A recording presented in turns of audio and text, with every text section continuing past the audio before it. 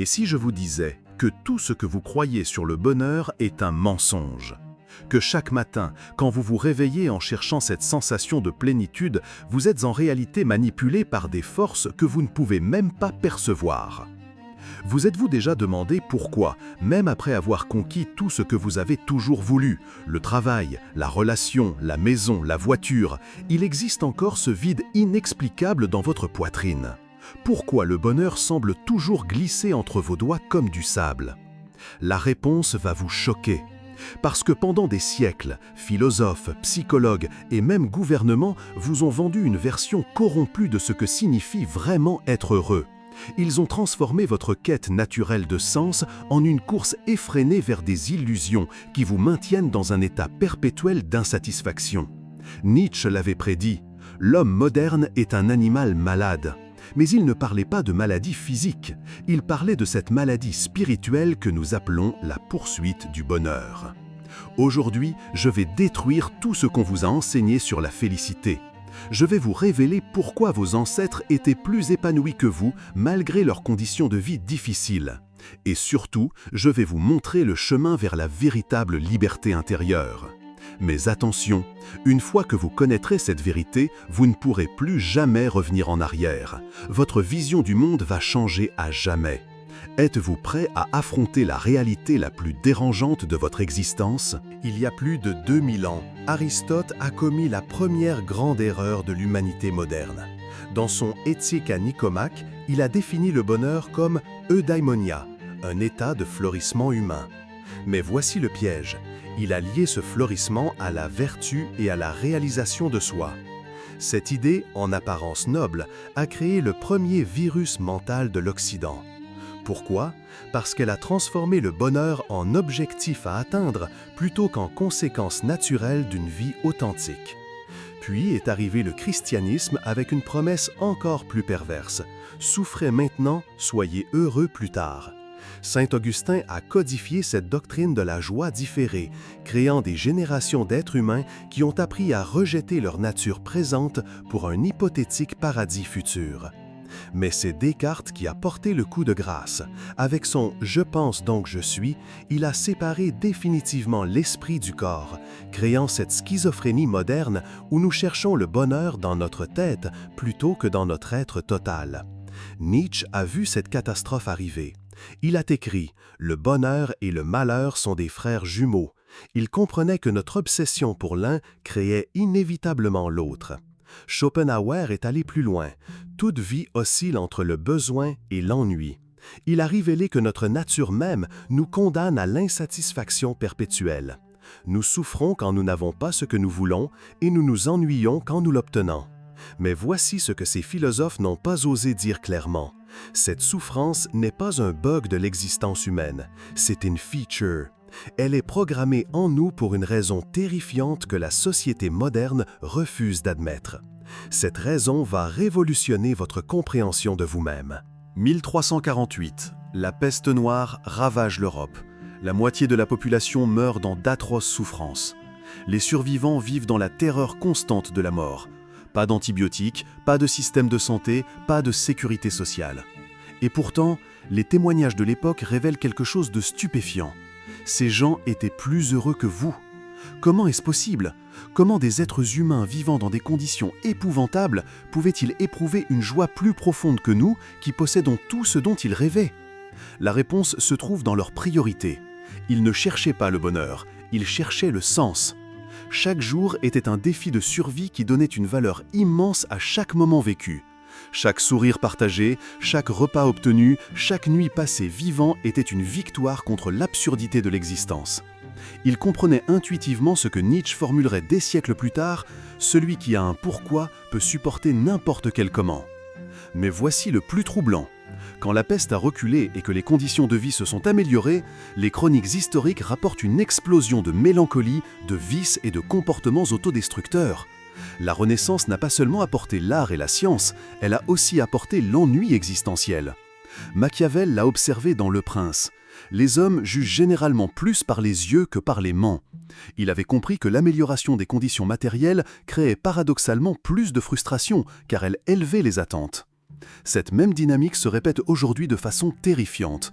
Les pays les plus riches ont les taux de suicide les plus élevés. Les générations les plus privilégiées de l'histoire humaine sont aussi les plus déprimées. Pourquoi ? Parce que nous avons confondu confort et bonheur. Nous avons cru que résoudre nos problèmes externes résoudrait notre chaos interne. Mais la vérité est bien plus sombre que cela. 2019, Silicon Valley. Le taux de suicide chez les cadres de la tech explose.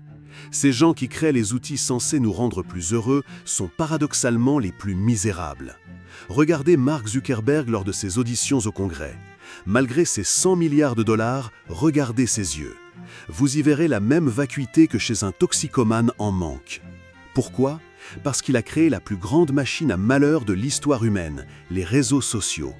Instagram vous montre la vie parfaite des autres 24 heures sur 24. Facebook transforme vos relations authentiques en compétition de popularité. TikTok détruit votre capacité d'attention et vous conditionne à chercher la dopamine instantanée. Ces plateformes exploitent délibérément ce que les neuroscientifiques appellent le hedonic treadmill, le tapis roulant hédonique. Plus vous consommez de contenu, plus votre seuil de satisfaction augmente, créant un besoin perpétuel de stimulation. Mais voici le plus pervers, ces technologies ne vous rendent pas seulement malheureux, elles vous rendent dépendant de votre malheur. Chaque like active votre circuit de récompense. Chaque notification crée une micro-addiction. Chaque scroll infini programme votre cerveau à chercher la prochaine dose de validation externe. Les créateurs de ces plateformes l'admettent ouvertement. Sean Parker, cofondateur de Facebook, a déclaré « Nous exploitons délibérément une vulnérabilité de la psychologie humaine ». Et regardez le résultat. La génération Z, née dans l'abondance technologique, présente des taux d'anxiété et de dépression jamais vus dans l'histoire. Plus connectés que jamais, ils sont aussi plus isolés que jamais. C'est l'accomplissement ultime de ce que Aldous Huxley avait prédit dans Le meilleur des mondes. Nous ne sommes pas opprimés par la force, nous sommes opprimés par notre propre plaisir. La véritable tragédie, nous sommes complices de notre propre destruction psychologique. Voici la vérité que l'industrie du bonheur ne veut pas que vous sachiez. Votre cerveau n'est pas conçu pour être heureux. Il est conçu pour survivre. La dopamine, cette molécule qu'on appelle l'hormone du bonheur, n'est pas liée au plaisir. Elle est liée à l'anticipation. Votre cerveau libère de la dopamine quand il anticipe une récompense, pas quand il la reçoit. C'est pourquoi vous ressentez plus d'excitation en regardant le menu d'un restaurant qu'en mangeant le plat. C'est pourquoi l'anticipation des vacances est plus intense que les vacances elles-mêmes. Votre système neurologique fonctionne comme un dealer de drogue. Il vous donne juste assez pour vous faire revenir, mais jamais assez pour vous satisfaire complètement. Robert Sapolsky, neuroscientifique de Stanford, l'explique brutalement. Le bonheur n'est pas un état durable, c'est un flash neurochimique temporaire destiné à vous motiver vers le prochain objectif de survie. Mais voici où ça devient vraiment pervers. La société moderne a hacké ce système primitif. Les publicitaires ont compris que votre cerveau ne peut pas faire la différence entre un vrai besoin de survie et un besoin artificiel créé par le marketing. Quand vous voyez cette publicité pour la nouvelle iPhone, votre cerveau reptilien active les mêmes circuits que si vous manquiez de nourriture. L'industrie pharmaceutique a poussé le vice encore plus loin. Les antidépresseurs manipulent artificiellement votre sérotonine, créant une dépendance chimique au bonheur synthétique. Vous ne guérissez pas votre tristesse, vous la masquez. Et pendant ce temps, votre capacité naturelle à ressentir la joie authentique s'atrophie, comme un muscle qui ne travaille plus. Dietrich Bonhoeffer l'avait prévu depuis sa cellule de prison nazie. Le bonheur artificiel rend impossible le bonheur réel. Vous êtes devenu un junkie du bonheur dans un monde qui vend votre propre misère. 1929. Édouard Bernays, neveu de Freud, révolutionne le marketing en appliquant la psychanalyse à la manipulation des masses. Il ne vend plus des produits, il vend des solutions à des problèmes qu'il crée d'abord. Sa stratégie ? Convaincre les femmes que fumer les rendrait libres et égales aux hommes. Résultat, des millions de femmes développent un cancer du poumon au nom de l'émancipation. Cette même logique perverse gouverne aujourd'hui l'industrie du bonheur, qui pèse 4,5 billions de dollars. Regardez autour de vous. Coaching de vie, développement personnel, méditation commercialisée, thérapies à la mode. Chaque approche vous promet la clé du bonheur, moyennant finance. Le paradoxe, plus cette industrie grandit, plus les gens sont malheureux. Pourquoi ? Parce que ces méthodes créent ce que les psychologues appellent l'effet Dunning-Kruger du bonheur. Plus vous consommez de contenu sur le bonheur, plus vous pensez maîtriser le sujet, mais moins vous êtes réellement heureux. Ces gourous vous vendent l'illusion que le bonheur est une compétence qu'on peut apprendre, un produit qu'on peut acheter, un état qu'on peut contrôler. Ils transforment votre souffrance naturelle en pathologie à soigner. Mais voici la manipulation la plus cruelle. Ils vous font croire que si vous n'êtes pas heureux, c'est de votre faute. Vous n'avez pas assez travaillé sur vous-même, vous n'avez pas la bonne attitude, vous n'avez pas acheté le bon programme. Cette culpabilisation génère une honte profonde qui pousse les gens à consommer encore plus de solutions bidons. Un cercle vicieux parfait pour les profits. Les gouvernements participent aussi à cette mascarade. Ils mesurent le bonheur national brut, créent des ministères du bonheur, financent des études sur le bien-être. Pourquoi ? Parce qu'un peuple qui cherche le bonheur ne cherche pas la justice. Comme l'a écrit Aldous Huxley, 1 gramme de soma vaut mieux qu'1 kilo de tracas. Mieux vaut des citoyens drogués au bonheur artificiel que des citoyens qui questionnent le système. La machine à broyer l'âme humaine fonctionne à plein régime. Regardez-vous dans le miroir en ce moment. Vraiment, regardez vos yeux. Vous voyez cette fatigue profonde ? Cette sensation de porter un masque en permanence ? Cette impression d'être devenu étranger à vous-même ? C'est l'effet direct de la quête moderne du bonheur sur votre psyché. Carl Jung l'avait prédit. Tout ce qui ne parvient pas à la conscience revient vers nous sous forme de destin.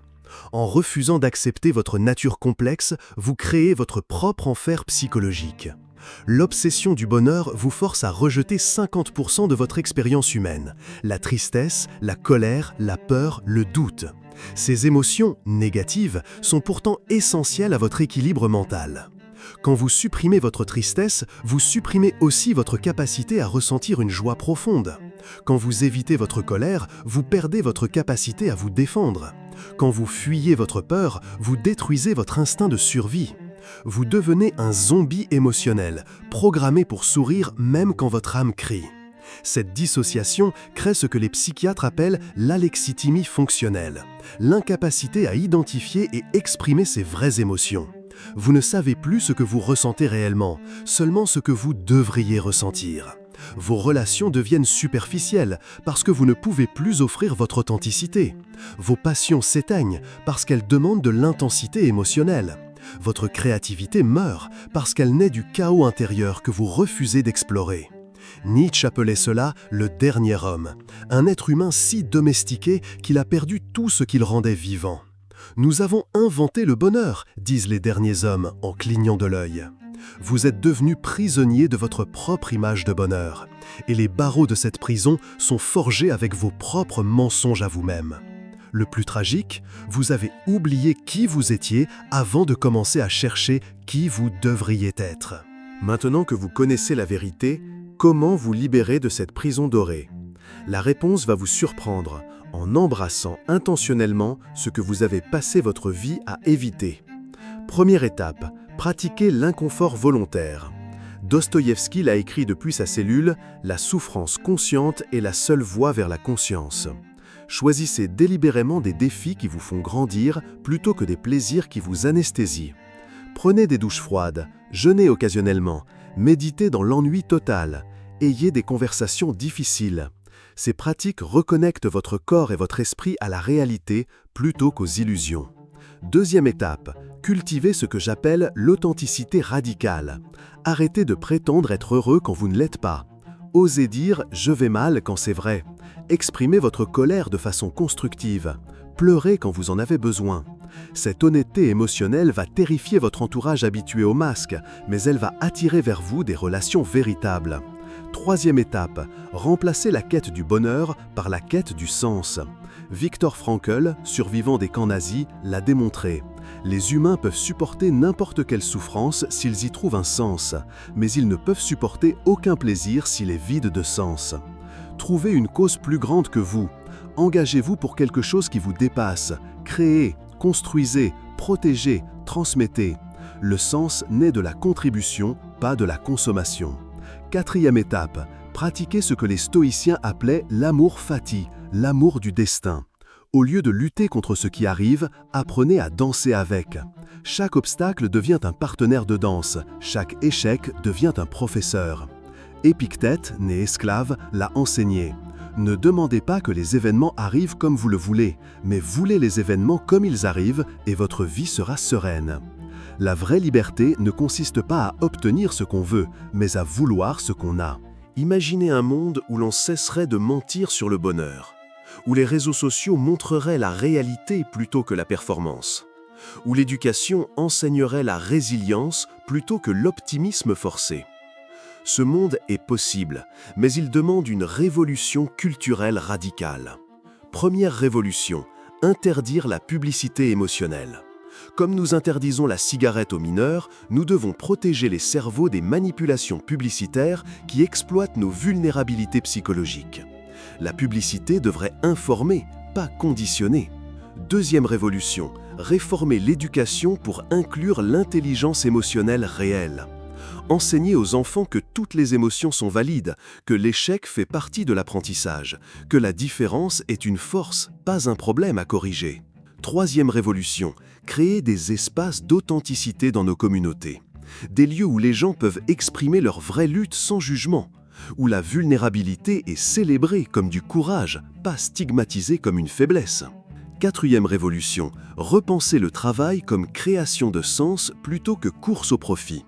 Encourager les entreprises qui mesurent l'impact humain autant que le chiffre d'affaires. Valoriser les métiers qui nourrissent l'âme autant que ceux qui remplissent les comptes. Cinquième révolution, développer une philosophie de vie obligatoire dans l'enseignement. Enseigner Épictète aux côtés d'Einstein, Nietzsche aux côtés de Newton, la sagesse aux côtés de la science. Mais la vraie révolution commence par vous, maintenant, aujourd'hui. Chaque fois que vous choisissez l'authenticité plutôt que la performance, vous libérez non seulement vous-même, mais vous donnez permission aux autres de faire de même. Chaque fois que vous osez dire votre vérité, vous créez un espace pour que d'autres disent la leur. Vous n'êtes pas juste un individu cherchant sa voie, vous êtes un révolutionnaire potentiel dans la guerre contre l'inauthenticité. La question est, êtes-vous prêt à rejoindre cette révolution ? Nous voici arrivés au bout de ce voyage dans les profondeurs de la condition humaine moderne. Vous avez vu la vérité nue. Votre quête du bonheur vous rend malheureux. Votre évitement de la souffrance vous fait souffrir. Votre recherche de l'authenticité dans un monde d'illusions vous condamne à l'isolement. Mais vous avez aussi découvert quelque chose de plus puissant, la voie de la liberté. Cette liberté ne passe pas par l'acquisition de plus de bonheur, mais par l'acceptation radicale de ce qui est. Elle ne passe pas par l'élimination de la souffrance, mais par la transformation de cette souffrance en sagesse. Regardez autour de vous maintenant. Vous voyez des millions de personnes prisonnières de cette même illusion que vous veniez de briser. Elles cherchent désespérément dans leur téléphone, leurs achats, leurs relations, cette plénitude qui ne peut venir que de l'intérieur. Vous avez maintenant le pouvoir de les aider, pas en leur prêchant le bonheur, mais en leur montrant l'exemple de l'authenticité. Pas en leur vendant des solutions, mais en leur offrant votre présence véritable. Chaque jour qui commence est une opportunité de choisir la vérité plutôt que le confort, de choisir la croissance plutôt que la stagnation, de choisir l'amour de la réalité plutôt que l'addiction aux illusions. Nietzsche a écrit « Ce qui ne me tue pas me rend plus fort ». Mais la vraie version devrait être « Ce que j'accepte complètement me libère complètement ». Votre vie n'a pas besoin d'être heureuse pour être belle, elle a besoin d'être vraie. Alors je vous laisse avec cette question finale. Maintenant que vous savez, qu'allez-vous faire de cette connaissance ? Si cette révélation a touché quelque chose de profond en vous, si elle a ébranlé vos certitudes et ouvert de nouvelles possibilités, alors partagez-la. Likez cette vidéo, abonnez-vous pour continuer cette exploration ensemble et surtout, partagez-la avec quelqu'un qui en a besoin. Parce que la vérité, même difficile, est le plus beau cadeau qu'on puisse offrir. Et vous, quelle vérité allez-vous avoir le courage d'affronter aujourd'hui ?